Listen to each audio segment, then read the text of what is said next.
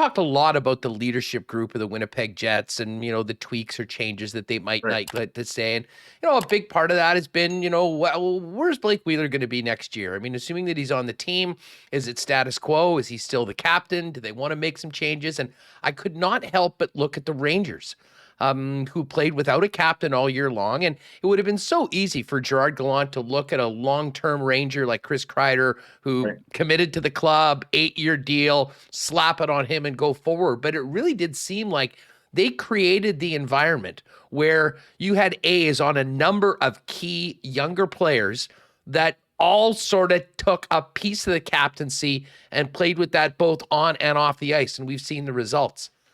I'll be honest, I didn't spend any time thinking about this until last night, but we got talking about it during the game, and I've been thinking about it last night. And I'm here to tell you right now that I think that there should be some consideration of doing something like that. And it's not a matter of ripping the C off to give it another guy.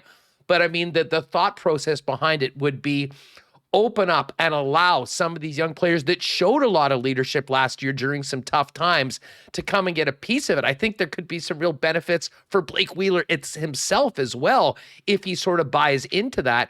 But for a team that I think needs to get more and feel more input from the entire group, I think that New York Ranger team, with the way that they handled the captaincy and that leadership group this year, might be an interesting blueprint to consider for a Winnipeg Jet team next year. What do you think?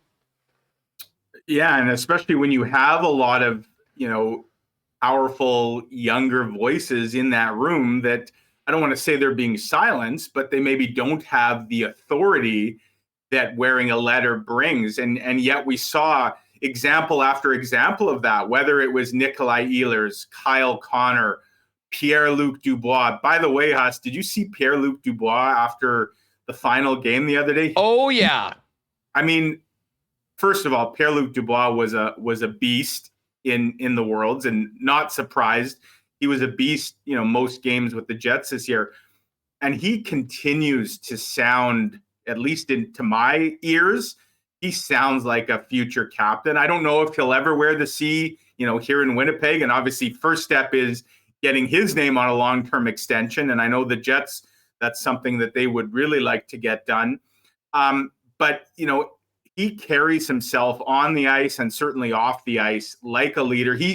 You watch him play and you hear him speak, and you can see why, guys would want to go to battle with Pierre-Luc Dubois kind of in their camp, right? So I like where you're going with what you've said, because I do think there are a number of players here, waiting for that opportunity. And the older guard, if you will, Wheeler, and certainly Mark Scheifele, who the one alternate in Scheifele, Josh Morrissey, of course, alternate as well. He hasn't worn the letter quite as long.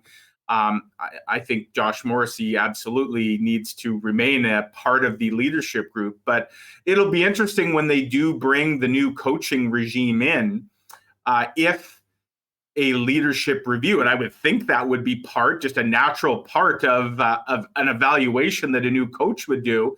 And it would seem to me, Huss, if you were going to pull the trigger on that kind of change, that would be the time you do it, right?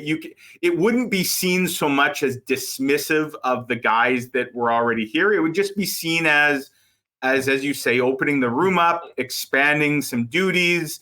And I think you could do it in a diplomatic way that at least publicly noses maybe wouldn't be out of joint. If the same way if Paul Maurice had, rip the C off Blake Wheeler's jersey or something like that. Yeah, I mean, certainly the time is there to have everything on the table. And again, I mean, Wheeler's such a key person in all of this, because if he is on the team going forward, which I assume that he will be, right? I mean, you don't want to create a situation that, he feels that he's being shunned. I mean, you're going to need to have him be a big part of this group. But at the same point, I mean, I've thought that in a lot of ways for a good portion of this season, well, really dating back a while, I mean, Adam Lowry has sort of been like a captain to many of the younger players. And the bottom line is, listen, I know Paul Maurice, he identified the guy that he wanted to be the one that was setting the tone and setting the culture for the team going forward. And that was the way that he operated. And it was, here, this is your team, this is your room, I'll be in the coach's office. It didn't work, Mike. And I really do think that there is a number of arguments that, would indicate that maybe they should handle things a little differently. And I think it'll be very important for Blake to kind of realize, and I think we've heard from him, especially at the end of the season, kind of, reading the room a little bit and understanding that. And if there was a buy-in from him, I think that you could still get a ton out of Blake Wheeler. All the things that, he does bring to the organization and brought to the captaincy, the positives, I think, could still be there. But I think it is imperative for the Winnipeg Jets to, expand that group with some players that showed that they belonged in it, empower them to be part of the change that we heard so many of them talking about it. And I really think that as much as we talk about what happens on the ice, if you had, 3 guys that were wearing the A's on the road and 3 guys that were wearing the A's at home, and you had a bigger group like that, I think there could be some serious benefits. And I imagine that that'll be a topic that we get to first and foremost once we get a new head coach and see where that goes.